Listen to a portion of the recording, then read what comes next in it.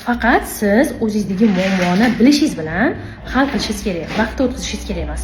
Nechta ayollar menga kelishadi, mana hozir ham offline darslarimni o'sha tugatdim, aytayaptilar. Men pampersda yurardim. Bo'ldi, xo'p, yaxshi aytib oling. Men pampersda yurardim, normalniy yo'tala olmasdim, yugura olmasdim, sakra olmasdim, kula olmasdim deydilar. Zo'r pudra, makiyajlarni qilib to'ylarga ketardik, lekin pastimizda pampers bo'lardi. Juda ham uyatli holat qizlar, ayollar uchun. Shuning uchun hozir ilojisi bor. Siz o'zingizni sog'lig'ingizni tiklab olishingiz bo'ladi bemalol. Xohlasangiz onlayn, xohlasangiz offlayn qatnashsangiz bo'ladi. U hammasi o'zingizning qo'lingizda. Vaqt o'tgani bilan sizning muammolaringiz bartaraf bo'lib qolmaydi. Qachonki siz shu mas'uliyatni qo'lingizga olib, sog'lig'ingiz ustida ishlab, mayli bitta ko'ylak ham kiyasiz, mayli bitta atir upa kamroq, arzonroqdan olarsiz, lekin ko'chalarda, bozorlarda, to'y hashamlarda mazza qilib yurasiz. O'zingizga ishonchingiz ortadi.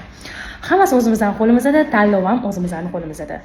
Shuning uchun qarorni tezroq qabul qilinglar.